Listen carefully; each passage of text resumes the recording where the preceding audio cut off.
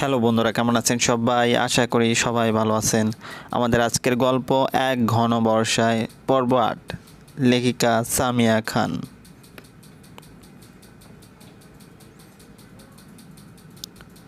নরম পায়ে বারান্দা মাথা থেকে ও মাথা পর্যন্ত হেঁটে চলেছেন কাশেম মীর।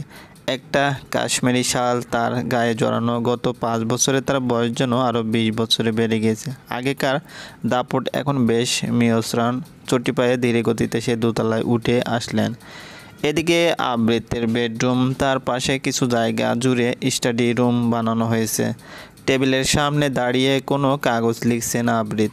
ঠোঁটের এক পাশে সিগারেট গুজে দেওয়া। 35 বছর বয়স হলেও আবৃতের চেহারা যেন আরও রং ছেড়েছে, দেখতে আরও বলিষ্ঠ পুরুষের মতো। কাশেম সাহেবকে দরজায় দাঁড়িয়ে থাকতে দেখে আবৃত জিজ্ঞেস করলেন, কিছু বলবে বাবা? না, তুমি কাজ করো। আবৃত নিজের কাজে মনোযোগ দিল। কাশেম সাহেব জেল থেকে আসার পর সে মনে হয় অন্য এক আবৃতকে দেখতে পাচ্ছে। কেমন সব সময় গম্ভীর হয়ে থাকে। আগেও তেমন একটা হইচই করতো না, তবুও এমন চুপ করে থাকতো না। এখন সব সময় এই বিজনেস নিয়েই থাকে। নিজের অ্যাম্বিশনটাকেও কোরবানি দিয়েছে। সবই কুয়াশা নামের মেয়েটার জন্য। একটা দীর্ঘশ্বাস বের হয়ে আসলো কাশেম সাহেবের ভিতর থেকে। রুমের দরজা দিয়ে প্রবেশ করতে করতে দেরানের উদ্দেশ্যে রিয়া প্রশ্ন করল, বাবা, ওভাবে ভাইয়ের মধ্যে কি দেখে সব সময়?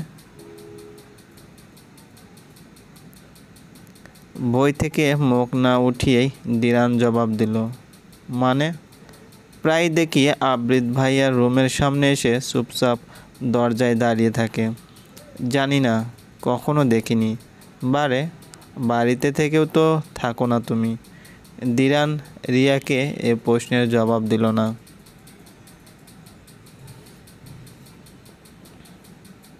বইতে মুখ ডুবালো রিয়া। তার স্ত্রী গত 2 বছর আগে বিয়ে করেছে। আবৃতের আগে দিরানকে বিয়ে করানো হয়েছে শুধুমাত্র আবৃতের মা অসুস্থ, তাই। তার কিছু হলে যাতে বাড়িতে অন্তত একটা মেয়ে থাকে, সে সবাইকে আগলে রাখতে পারবে। হাজার বলেও আবৃতকে বিয়ে করাতে পারেনি কেউ। কেন পারেনি তার জবাব সকলে জানে। দোলাভাবি আবার পাগলামি করছে। তো আমি কি করব?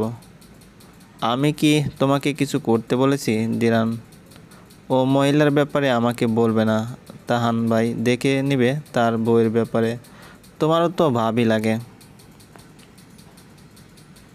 রিয়া প্লিজ, আমার এসব জানতে মন চায় না। এই টপিকটা বাদ দেই। ঠিক আছে। রিয়ার মন খারাপ হয়ে যায়। এই বাড়িটাকে তার ভূতের বাড়ি মনে হয়। প্রত্যেকটা মানুষ কেমন ভূতের মতো একে অপরের থেকে দূরে থাকে। এমন সময় একটা চিৎকার ভেসে আসায় কে পড়ল রিয়া। কিরে, ঘুমাসনি এখনও? কয়টা বাজে? 10টা। রুমে এসো ভাই। ও আবৃত ক্লান্ত ভঙ্গিতে বিছানায় ইলোরার পাশে এসে বসলেন। বিছানায় 4 বছরের এক ছেলে শায়িত। তার মাথায় বুকে হাত বুলিয়ে দিচ্ছেন ইলোরা। ঘুমিয়েছে?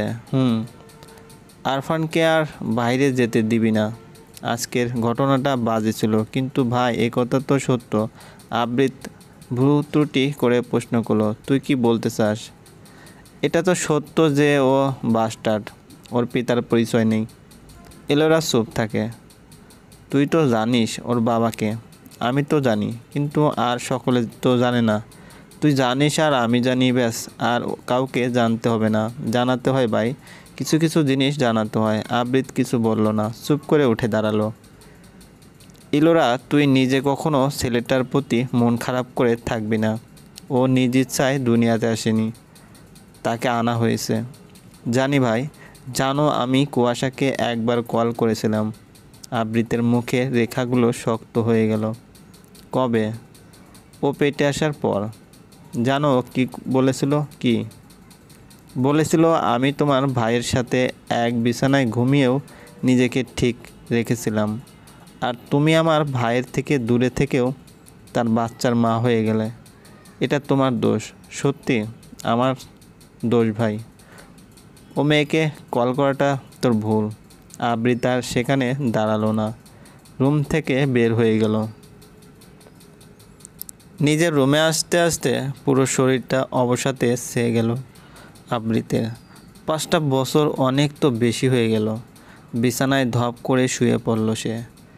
ফোন হাতে নিয়ে ছোট্ট করে মুচকে হাসল। মোনালিসা মেসেজ করেছে। এই মেয়েটা না থাকলে তার জীবনটা আরও খারাপ হতো। তার মেসেজের রিপ্লাই করে একটা মেসেজ রিকোয়েস্ট চেক করতে গিয়ে হোঁচট খেয়ে গেল আবৃত। তার জীবনের সবথেকে ঘৃণিত ব্যক্তি তাকে মেসেজ করেছে। মেসেজে শুধু একটা কথাই লেখা, আমাদের আবার দেখা হবে তো। রাগে গা কাঁপছে আবৃতের। সাহস কিভাবে পেল? কোথায় কুয়াশা তাকে নক করার? কোনো মতে নিজেকে ঠান্ডা করে আবৃত রিপ্লাই করলো, আমার বোন যদি আপনার ভাইয়ের সাথে দেখা না করার ইচ্ছা পোষণ করে থাকতে পারে, তবে আপনি কেন থাকবেন না? আপনার সাথে দেখা হলেও তো সুখকর হবে না আপনার জন্য। মেসেজ করার কিছু সময় অতিবাহিত হওয়ার পর কুয়াশার রিপ্লাই আসলো, এভাবে কথা কেন বলছেন? শুভ জন্মদিন, এজন্যই নক করা। আশ্চর্য, আমার বাবাকে জেলে পাঠিয়ে আমার বোনের ক্ষতি করে আমাকে শুভ জন্মদিন বলতে পারি না। না, আপনার হাজবেন্ড এনামকে বলেন, খুশি হবে। একটা স্মাইলিং ইমোজি দিল কুয়াশা। এখনও রাগ আগের মতো অসহ্য তো? এখন প্রত্যেক দিন আপনাকে জ্বালাবো। আপনি তো এখন 35 বছরের বুড়ো, কচি পেয়েছেন তো, তাকে নিয়ে থাকুন। আবৃত আর কোনো কথা বলল না, সোজা ব্লক করে দিল কুয়াশাকে।